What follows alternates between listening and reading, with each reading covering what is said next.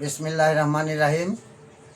সম্মানিত দেশবাসী এবং বিএনপির কেন্দ্রীয় নেতৃবৃন্দ সহ সর্বস্তরের বিএনপির নেতাকর্মী সমর্থকবৃন্দ, আসসালামু আলাইকুম। আমি আজকে আপনাদের সম্মুখে দুই চারটি কথা বলতে চাই, আপনারা উপলব্ধি করবেন। সম্মানিত কেন্দ্রীয় বিএনপির নেতৃবৃন্দ, আপনাদের কাছে আমার আকুল আবেদন, আপনারা বিএনপিকে অর্থাৎ বিএনপির তৃণমূল কর্মীদেরকে, সমর্থকদেরকে, যারা রাজনৈতিক কর্মী বিশেষ করে দীর্ঘদিনে দলের সাথে জড়িত, আজও অবধি পর্যন্ত দলকে ভালোবেসে আজকে বিএনপি পরিবার হিসাবে সমাজে পরিচিত এবং ব্যক্তি হিসাবে সমাজে রাস্তাঘাটে, হাটে বাজারে, দোকানপাটে, বাড়ি ঘরে চলাচলে সর্বক্ষেত্রে আজকে সিল মারা যে এরা বিএনপি কর্মী, বিএনপি সমর্থক, এরা বিএনপি দল করে। কাজে আপনাদেরকে বলতে চাই, যারা এমপি মন্ত্রী বড় নেতৃত্ব পেয়েছেন, তারা কখনো এই বিএনপির নেতা কর্মী, প্রত্যন্ত অঞ্চলের সমর্থক এবং রাজনৈতিক কর্মী যারা বিশেষ করে দীর্ঘদিন যাবৎ দলের সাথে সম্পৃক্ত, যুবক থেকে বৃদ্ধ পর্যন্ত, আজকে তাদেরকে অবজ্ঞা না করলেই ভালো হয়। দলের জন্য আগামী ভবিষ্যৎ উজ্জ্বল হবে। অনেক এমপি মন্ত্রী বা চেয়ারম্যান, মেম্বার অথবা মেয়র কিংবা বড় নেতা, অনেক সময় শোনা যায় দলের কার্যক্রম চলাকালীন সময়ে প্রিয় কর্মী হিসাবে প্রকাশ করেন, আর দলের নির্বাচন অথবা কার্যক্রম শেষ হয়ে গেলে অনেকেই অবজ্ঞা করেন। এমনও বলতে শোনা যায়, ভাত ছিটালে কাকের অভাব নাই, অনেক নেতার মুখ থেকে। 200 টাকার 500 টাকার কর্মী, এগুলা ব্যাপার না, সময় হইলে জোগাড় করে নেওয়া যাবে টাকার বিনিময়ে। না, এইগুলা ঠিক না। এই অবহেলা, অবজ্ঞা করা একটি দলের জন্য ভবিষ্যৎ ভালো বয়ে আনবে না। এই চিন্তাধারা দলীয় কর্মী আর রোজ কামলা, 500 টাকা 200 টাকার কামলা এক নয় কখনোই। দলীয় একজন রাজনৈতিক কর্মী হয়তো বা 500-200 টাকা নিতে পারে, কিন্তু তারপরেও এটা দলের জন্য চতুর্মুখী কাজ করে। তা আপনারা ভেবে দেখবেন। আমি আশা করি, আমি একজন প্রত্যন্ত অঞ্চলের সুদীর্ঘ দিনের, আমার এটাই জীবনের প্রথম রাজনৈতিক দল এবং শেষ রাজনৈতিক দল হিসাবে আমি মনে প্রাণে গ্রহণ করেছি এবং এটাই লালন করি অন্তরে। ঠিক তেমনি এরকম অনেক কর্মী আছে যাদেরকে দিয়ে আপনি দেশ, জাতি, সমাজ এবং দলের কাজে ভালো ফল পাবেন আশা করি। এই ধরনের কর্মীদেরকে নিয়ে যারা ভবিষ্যৎ বিএনপির চিন্তা চেতনা এবং বিএনপিকে পরিচালনার মন মানসিকতা লালন করেন, তাদের কাছে আহ্বান থাকবে, এই সমস্ত কর্মীদেরকে অবজ্ঞা না করে দলীয় কার্যক্রমে জড়িত রাখবেন। তাতে সমাজের জন্য ভালো হবে। আগামী ভবিষ্যৎ দলের কার্যক্রমে আপনাদের, আমাদের বিএনপির জন্য খুবই ফলপ্রসূ হবে। আমি আশা করি রাষ্ট্র ক্ষমতায় বিএনপি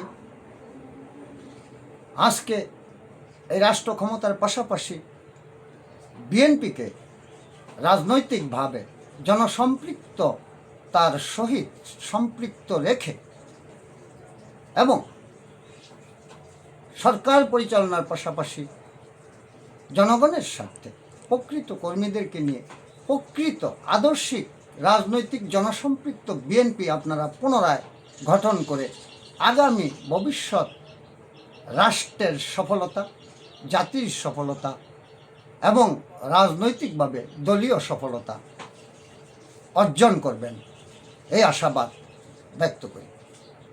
পাশাপাশি আমি আবেদন জানাই, যারা আজকে এমপি মন্ত্রী হয়েছেন, বড় নেতা হয়েছেন, অবশ্যই যোগ্যতার ভিত্তিতেই হয়েছেন, তাদের কাছে আমার আবেদন থাকবে, আপনারা অধৈর্য হবেন না, আপনারা ত্যক্ত বিরক্ত, ধৈর্য, সহ্য, সহনশীলতা, মানবতা নিয়েই তো নেতা হয়েছেন। অতএব কর্মীদেরকে অবহেলা না করে আপনারা তাদেরকে রাজনৈতিকভাবে, দলীয়ভাবে এবং আপনাদের অভিজ্ঞতা দিয়ে দলের প্রতি আকৃষ্ট রাখবেন কর্মী সমর্থকদের। তাতে আপনাদেরও ভালো হবে, দেশ, জাতি, দল এবং সরকারের জন্য ভালো হবে। আমি মনে করি আজকে বিএনপির দলীয়ভাবে চেইনিং রক্ষা করতে না পারা এবং নেতৃত্বের সাথে কর্মীদের, সমর্থকদের সম্পৃক্ততা কম থাকার ফলেই আজকে জামাত শিবির এবং নিউ চাইল্ড পার্টি অর্থাৎ এনসিপি এতগুলি সিট পেয়েছে। তা না হলে এতগুলি সিট পাবার তাদের কোনো কথাই নাই। আর বিশেষ করে অনেক জায়গায় লক্ষ্য করা গেছে, আমি নিজে প্রমাণ করেছি, গ্রামে গঞ্জে, ওয়ার্ডে ওয়ার্ডে, পাড়ায় মহল্লা, যারা বিএনপির একনিষ্ঠ কর্মী সমর্থক, তাদের মধ্যে থেকে অনেকে জামাতের দিকে ধাবিত হয়েছে। আর জামাতও এই দুর্বলতাকে টেনে নিতে পারছে কাছে। কর্মীরা বিএনপির প্রতি সমর্থন, ভোট দিয়েছে, কিন্তু তার পরিবারকে কন্ট্রোল করে নাই। সমর্থকরাও আজকে কর্মীরা বুঝাইতে পারে নাই, যার জন্য অনেক সমর্থকও এই জামাতের প্রতি আকৃষ্ট হয়ে গেছে। তাদের মিথ্যা প্রবঞ্চনা, তাদের পরকালের দোহাই, এই সমস্ত কিছু দেখা গেছে বিএনপির বহু কর্মী সমর্থকদের পরিবারের ভোট এই Jamaat Shibir, new child party নিয়ে গেছে। কাজেই আগামী ভবিষ্যৎ অনেক নির্বাচন হবে, যারা বেঁচে থাকবে তারা এই নির্বাচনে অংশগ্রহণ করবে, ভোটে অংশগ্রহণ করবে, আর এই দলের প্রতি আনুগত্যশীলতা বজায় রাখবে। আমি পাশাপাশি আরও আশা ব্যক্ত করি, প্রত্যন্ত অঞ্চলে প্রতিটি ওয়ার্ড, ইউনিয়ন এবং থানা লেভেলে কিছু কিছু জেলা খুবই বিএনপি সাংগঠনিকভাবে দুর্বল। তার মধ্যে আমার মনে হয় ময়মনসিংহ জেলার বিএনপি ও ময়মনসিংহ জেলার সদর থানা বিএনপি, কোতোয়ালি থানা বিএনপি খুবই দুর্বল। আপনারা এই সমস্ত দুর্বল কমিটিগুলিকে ঢেলে সাজিয়ে নেতা কর্মীদের, ত্যাগীদের মাধ্যমে পুনরায় গঠন করে দল, রাষ্ট্র, সমাজ গঠনে যাতে ভূমিকা রাখতে পারে দল, সেইভাবে গঠন করবেন। এবং যারা দরিদ্র কর্মী, প্রকৃতই রাজনৈতিক কর্মী, তাদের প্রতি একটু দৃষ্টি রাখবেন, এই আশাবাদ ব্যক্ত করি। আগামী ভবিষ্যৎ তারেক জিয়ার নেতৃত্বে বাংলাদেশের বিএনপি এবং বাংলাদেশ সরকার স্বয়ং সম্পূর্ণতা অর্জন করবে সর্বদিকে, এই আশাবাদ ব্যক্ত করি। এবং পাশাপাশি প্রশাসন, বিচার বিভাগ সঠিকভাবে পরিচালিত করবেন, এই আশা রাখি। এবং সাথে সাথে সমাজ গঠনে, সমাজের বিভিন্ন অপকর্ম দূর করার জন্য কিশোর গ্যাং, মোবাইল জুয়া, অসামাজিক নেশাবাজদেরকে আপনারা যে কোনো মূল্যে প্রতিরোধ করবেন, যে কোনো উপায়ে রত করবেন, তবেই দেশের উন্নতি সাধন হবে।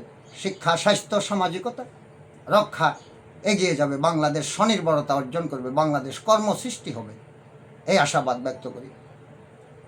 আপনাদের সকলকে আবারও সালাম জানিয়ে বিএনপির প্রতি আমি আবারও আনুগত্যশীলতা প্রকাশ করে আমি বিদায় নিচ্ছি। আল্লাহ হাফেজ।